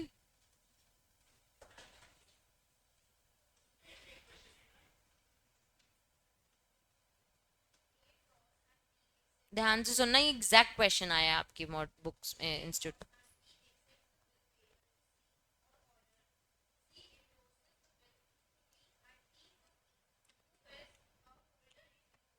रुक जाना. ए ने क्या किया, बी ने क्या किया, एक्सेप्ट किया. मतलब पे कौन करेगा अभी, बी करेगा. ठीक है, बी ने क्या किया, सी को दे दिया और ऑर्डर, मतलब जिसको तेरे को देना है दे दो. सी ने क्या किया, डी को दे दिया. डी ने क्या किया, ई को दे दिया. अभी फाइनल किसके हाथ में, ई के हाथ में. ही ई कौन है, होल्डर एंड ई एंडोर्सर नहीं है, ई एंडोर्सी हुआ क्योंकि उसको मिला है. ई वैसे कौन है, holder in due course. Question देखो क्वेश्चन, ठीक है. उसके बाद क्या लिखा है, ई से कौन कौन पैसा रिकवर कर सकता है. आगे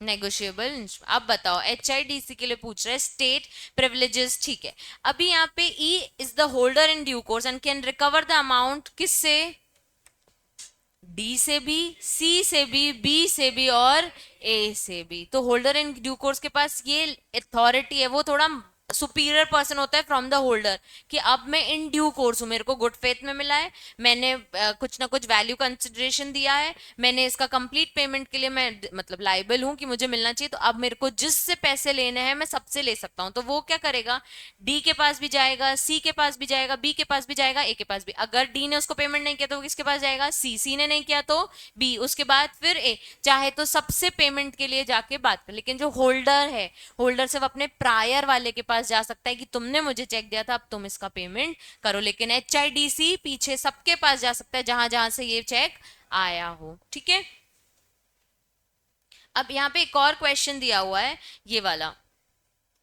discuss with reasons whether the following called as holder under the instrument. पहला पॉइंट क्या लिखा है, हिमांशी जोर से पढ़ना.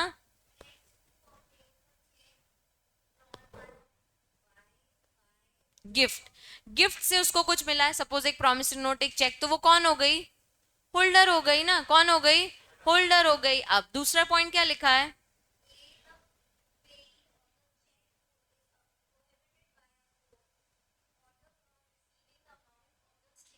अब पेई कौन होता है, जिसको अमाउंट मिलता है. यहाँ पे पेई कौन है, ए है, लेकिन कोर्ट का ऑर्डर है कि इसको अमाउंट नहीं मिलना है, तो क्या ये होल्डर बन पाएगी, नहीं बन पाएगी. ठीक है, नेक्स्ट क्या लिखा है, खाली चेक मिल गया, लेकिन क्या उसको किसी ने ट्रांसफर किया, नहीं. क्या उसको किसी ने दिया, वो एंडोर्स किया, नहीं. पर उसको रोड पे एक चेक मिला, तभी भी हम उसको होल्डर कंसिडर नहीं करेंगे. उसके बाद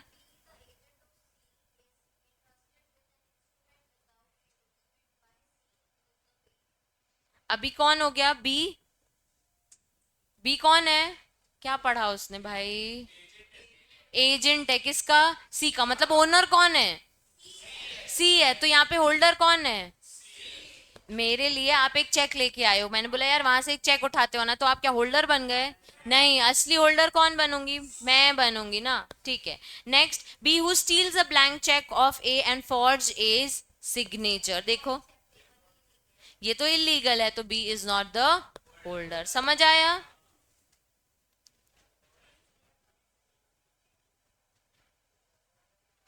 अब एक और क्वेश्चन, पनस, ये जोर से पढ़ना 17.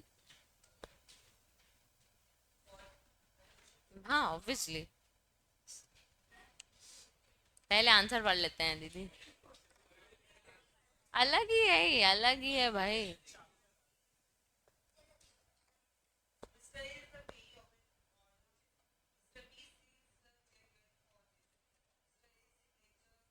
भाई क्या रीड कर रहा है, सेंटेंस जैसे तो पढ़।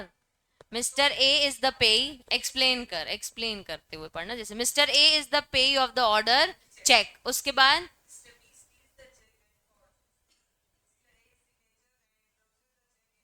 परफेक्ट, उसके बाद हम्म,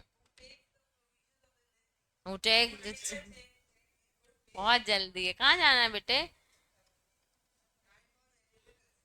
अभी मैं देख, मैं बताती हूँ, ए कौन है, पे ही है, उसने क्या बोल दिया, किसको पे, पे ही है ऑफ एन ऑर्डर चेक, बस फुल स्टॉप, ठीक है। अभी बी ने क्या किया, चुरा लिया, और किसका सिग्नेचर कॉपी किया उसने, ए का, खुद का कैसे कोई कॉपी करेगा भाई, ए का सिग्नेचर उसने क्या, सब नशे में, कॉफी पी के आया ना, कुछ और तो पी के नहीं आया ना, ठीक है। And endorses the cheque in the ओ इन हिज ओन फेवर, यहाँ पे कि अपने फेवर में उसने बना लिया, उसके बाद B then further endorses the cheque to C, अभी क्या किया उसने, आगे पास ऑन कर दिया साइन करके, ठीक है।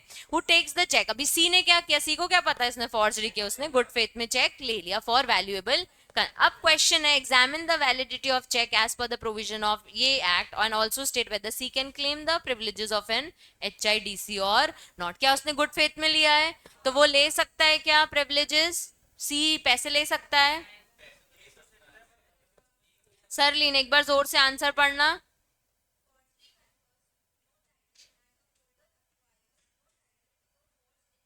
ठीक है, फॉर्जरी में नो नो टाइटल, ठीक है।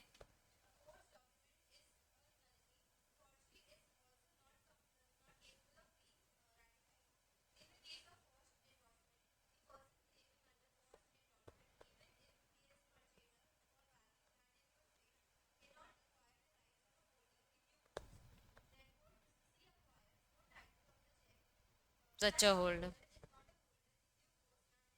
प्रिविलेजेस अवेलेबल, ठीक है।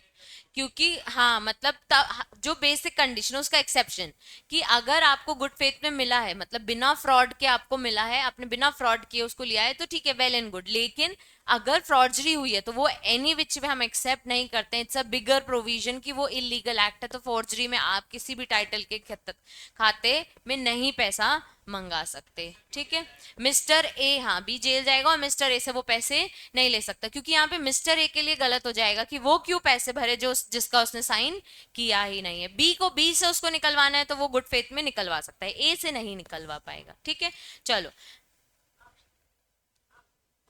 नहीं, privileges of the holder in due course, देखो पहला क्या लिखा है, अब actual privilege, HIDC incomplete instrument, 10 minute सोने के बाद 2 मिनट पढ़ती है और कहती है बस।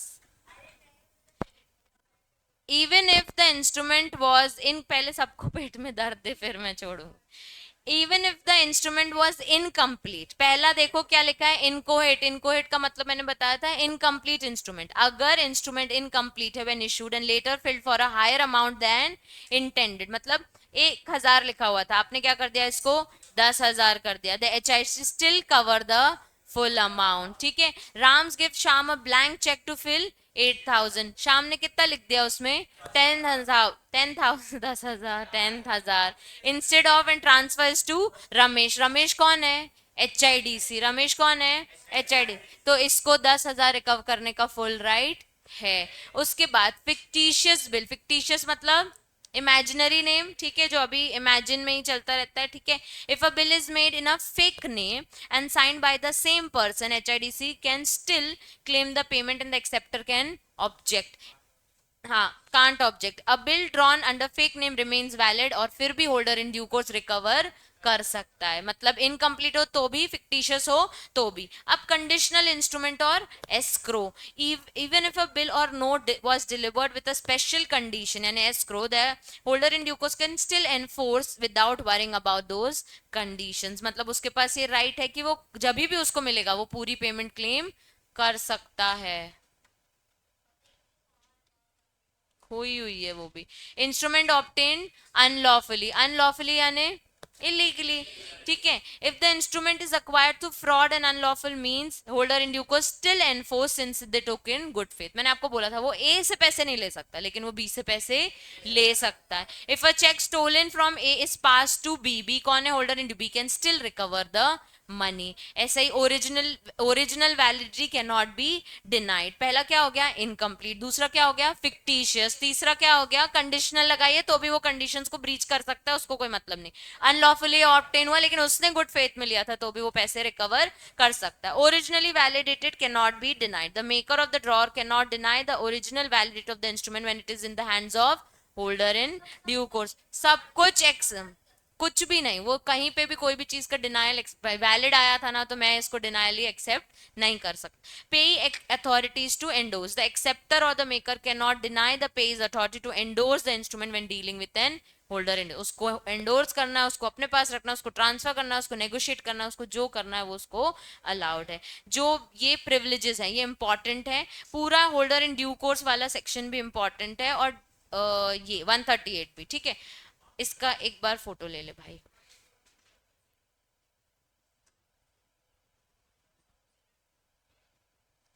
पहले 4 तक लेना फिर 5 6.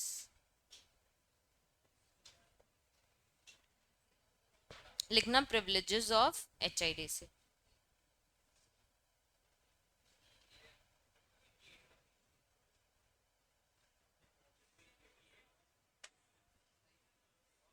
इसको मार्क करो. Important. Holder and holder in due course का डिफरेंस. छोड़ रही हूँ मत देख मेरे को इन निगाहों से. पेमेंट इन ड्यू कोर्स कुछ नहीं है बच्चे की जब डेट आ गई है तब सामने वाले को क्या कर दो? पेमेंट कर दो. इसको एक बार रीड करके आना. अच्छा मुझे एक बात बताओ, अब नेगोशिएशन और एंडोर्समेंट में क्या डिफरेंस है?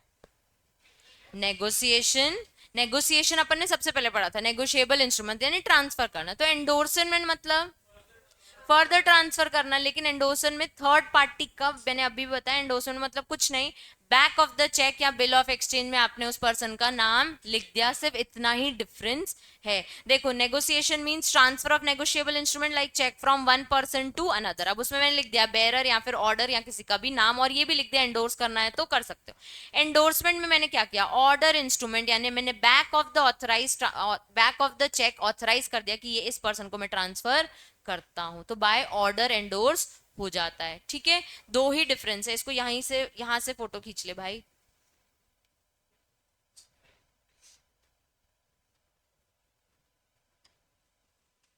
आ गया.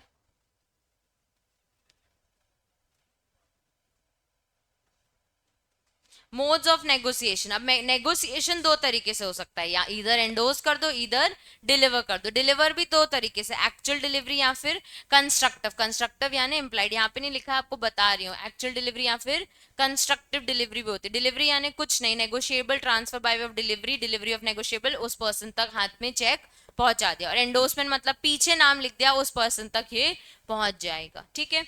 Who can negotiate? Maker, drawer, पेई, एंडोर्सी, ये लोग सब क्या कर सकते हैं? आगे आगे ट्रांसफर कर सकते. और several joint makers, drawers, payees, endorsees of the negotiable instrument and can negotiate and endorse it.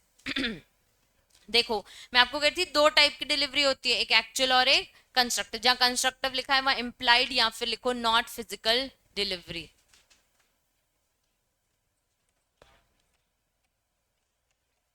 अच्छा कैसे हुई है? जैसे मुझे किसी को पेमेंट करनी है, उसने क्या बोल दिया, मेरी पेमेंट ना इस थर्ड पर्सन को पहुंचा दो, तो उसकी पेमेंट अल्टीमेटली हो गई ना. तो वो कंस्ट्रक्टेड डिलीवरी कि तुमने जहां बोला था वहां हमने पहुंचा दिया, तो तुम्हारी डिलीवरी भी हो चुकी है. हाँ तो तुम्हारे यहाँ की डिलीवरी हो चुकी है. हर चीज में डबल मीनिंग क्यों निकालना होता है भाई? अच्छा अपन ने क्रॉसिंग ऑफ चेक पढ़ा. सिर्फ मुझे बताओ, मैं भी नई रीडिंग कर रही हूँ. क्रॉसिंग ऑफ चेक पढ़ा, कैसी कैसी थी? जनरल क्रॉसिंग, स्पेशल और रिस्ट्रिक्टिव. स्पेशल में क्या था? बैंक का नाम लिख दे रहे थे. रिस्ट्रिक्टिव यानी ओनली ओनली लिख दे रहे थे कि सिर्फ इस पर्सन को जाना चाहिए. वैसे ही एंडोर्समेंट, पहला वाला क्या लिखा है? ब्लैंक यानी किसी को भी आप एंडोर्स कर सकते हो. दूसरा वाला क्या लिखा है? स्पेशल. तीसरा वाला क्या लिखा है? रेस्ट्रिक्टिव. सिर्फ एग्जाम्पल देखते हैं. देखो पहला ब्लैंक लिखा है. सौम्य एक बार रीड करना क्या लिखा है. हाँ एग्जाम्पल रीड कर. On order.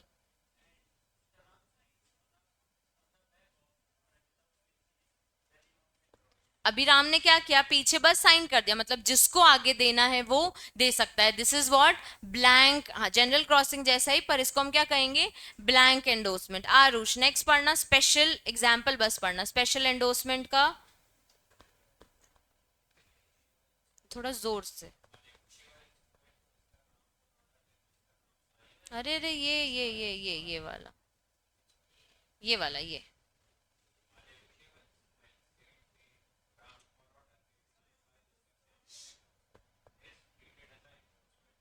अभी इसने क्या किया, साइन करके किसका नाम लिख दिया, श्याम का। ऊपर राम सिर्फ साइन कर रहा था, यहाँ पे राम ने साइन करके क्या लिख दिया, श्याम का नाम लिख दिया, तो ये हो गया स्पेशल एंडोर्समेंट। अब रिस्ट्रिक्टिव, रिस्ट्रिक्टिव का एग्जाम्पल आशी पढ़ना।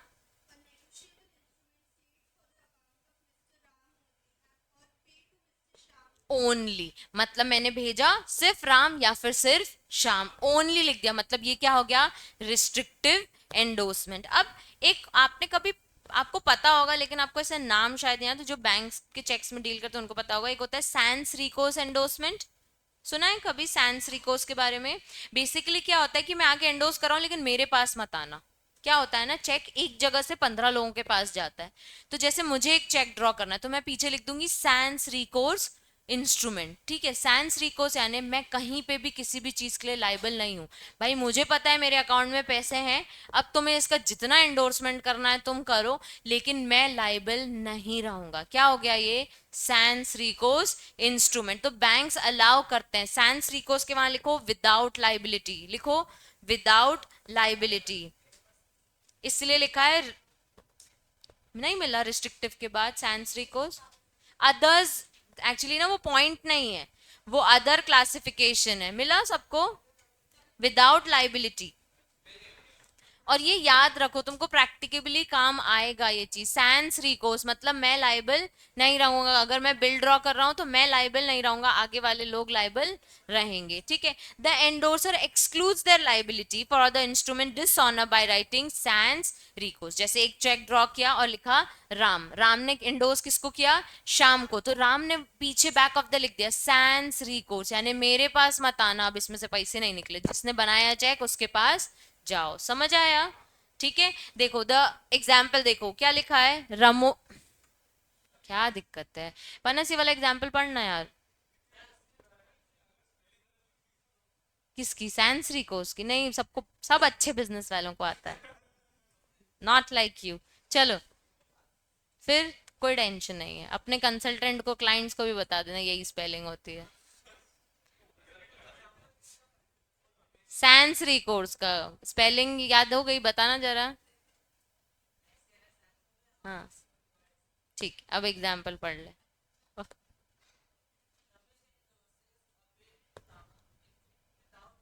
लिखते हैं उन लोग विदाउट रिकोर्स, क्या लिखते हैं, विदाउट रिकोर्स। तो मैंने आपको क्या लिखवाया, विदाउट लाइबिलिटी। सैंस रिकोर्स अगर करना है तो चेक पे क्या लिख के दिया, बिल पे उसने क्या लिख के दिया, विदाउट रिकोर्स। विदाउट की तो स्पेलिंग बनी जाती है सबको, ठीक है। Next, if the bill is dishonoured Ramesh will be not liable. Clear हो गया सैंस रिकोर्स। नेक्स्ट है सैंस फ्राइस एंडोर्समेंट, वहां लिखो विदाउट एक्सपेंसेस, वहां लिखो विदाउट एक्सपेंसेस। एक था मैं लाइबल नहीं रहूंगा, एक है मैं खर्चों के लिए लाइबल नहीं रहूंगा, ठीक है।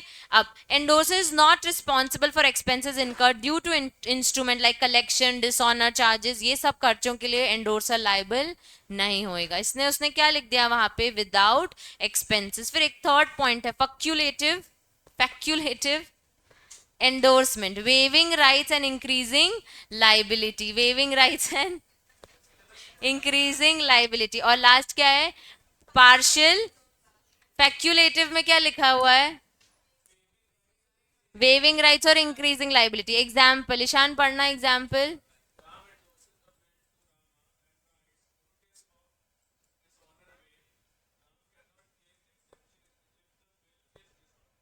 राम ने क्या किया, एंडोर्स किया, किसको, राम को, और लिख के क्या दिया, नोटिस ऑफ डिसऑनर वेव्ड, मेरे को मत भेजना अगर डिसऑनर हो जाए। Ram can not claim exemption if the bill is dishonour, तो इसके पास वो नहीं आएगा। ठीक है, जिसने बनाया है उसके पास जाओ। मैं एंडोर्सर हूं, मैंने आगे पास कर दिया। नेक्स्ट क्या लिखा है, पार्शियल ट्रांसफरिंग पार्ट अमाउंट, यानी कि एक बिल है, उसमें से एक मुझे किसी और को देना है, एक मुझे किसी और को देना है। 2,000 किसी और को पे करने, 1,000 किसी और को पढ़ने। Transferring only part of instrument, amount is invalid. Ram endorses a bill of कितना है, 2,000 by signing 1,000 to Shyam and 1,000 to Ram. This is invalid. ऐसा नहीं होता है, जिसको पूरा अमाउंट देना है उसको एंडोर्स करो, ये आधा आधा अमाउंट का एंडोर्समेंट अलाउड नहीं है। नहीं नहीं, ऐसा नहीं होता है। ठीक है, ये इनवैलिड हो जाता है। ठीक है, ये अदर्स हो गए। सैंस रिकोस यानी विदाउट लाइबिलिटी, और फेरिस क्या था, फ्राइज, और फैक्चुलेटिव इंक्रीजिंग लाइबिलिटी। डिसऑनर का क्लेम हमारे पास लेके मत आना। पार्शियल यानी आधा आधा पेमेंट अलाउड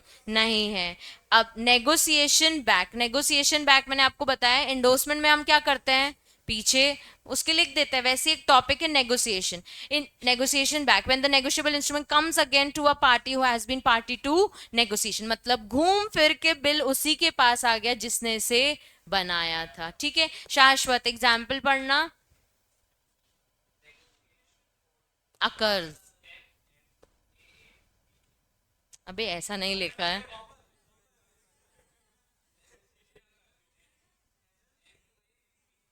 हाँ, अरे रे, मैं पढ़ती, नेगोशिएट अकर्स फ्रॉम शाश्वत टू शाश्वत, शाश्वत शाश्वत टू शाश्वत, कर क्या रहा है। नेगोशिएबल अकर, नेगोशिएशन अकर्स एम। ठीक है, एम से स्टार्ट हुआ। एम ने किसको भेजा, ए को। ए ने किसको भेजा, बी को। बी ने किसको भेजा, सी को। Again this has come to A, घूम फिर के किसके पास आ गया, ए के पास। On account that list last endorsement, in this case A can sue M since the latter is prior to the original end, वापस वो किसके पास जाएगा, एम के पास, क्योंकि किसने बनाया था, एम ने। However A in the original endorsement has signed sans recourse, उसने क्या बोल दिया था, मेरी कोई लाइबिलिटी नहीं है, there could be no security of action and A could see B C and D. Important mark करो इसको, एग्जाम्पल को। अब देखो क्या हुआ, हाँ डी नहीं सी बस, एम होगा वो एक्चुअली। एम ने नहीं, ए ने बोला है सेंस रिकोस, एम ने नहीं बोला है। एम ने तो नेगोशिएट किया है, एम नहीं लिखता सेंस रिकोस, भाई तेरे अकाउंट से ही पैसे आने हैं, तू कैसे लिख सकता है। ए ने जब एंडोर्स किया, बोला मेरी कोई लाइबिलिटी नहीं है, लेकिन घूम फिर के किसके पास आया, ए के पास। ए पहले किसके पास जाएगा, एम के पास, भाई ये तेरा था तू पे कर ले। ठीक है, अभी एम अगर पे नहीं करता है तो फिर वो सबको सू फाइल कर सकती है, क्योंकि उसने क्या लिख दिया था उसमें, विदाउट रिकोर्स, मेरी कोई लाइबिलिटी नहीं है। Effect of negotiation back, Himanshi एक बार रीड करना है तीनों पॉइंट्स। हाँ, अरे रे,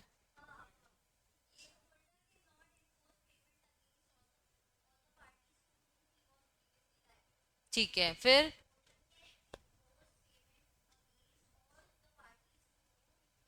वॉज नॉट प्रीवियसली लाइबल। देखो पहले क्या लिखा है, सबसे पहले वो एनफोर्स नहीं करेगा पेमेंट, ठीक है, अगेंस्ट ऑल पार्टीज। पहले तो वो सबके पास नहीं जाएगा, to whom he was previously liable. फिर लिखा है holder can enforce payment against all the parties to whom he was not previously. पीछे वाले के पास, एम के पास वो कभी नहीं जाता, वो आगे वालों के पास जाता है। ठीक है, बी सी डी, ठीक है, प्रीवियसली जिनके साथ लाइबल नहीं था उनको एनफोर्स नहीं करेगा पहले, आगे वालों को लाइबल कर सकता है। उसके बाद holder can enforce payment against all if he had signed sans recourse, तो अगर सैंस रिकोस तो फिर आगे हो पीछे हो सबको लाइबल ठहरा देगा। ठीक है, negotiate of dishonoured and period of negotiation एक बार रीड लिख लो, बस अब छोड़ रही हूँ। ठीक है, फिर अपन असाइनमेंट से कल पढ़ेंगे।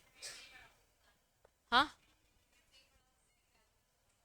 तो छोड़ दिया ना, छोड़ दिया बस, मेच्योरिटी से कल पढ़ेंगे, कल पढ़ेंगे। टाइम हो गया, अच्छा हो रही तेरी पढ़ने की, कब होती होगी।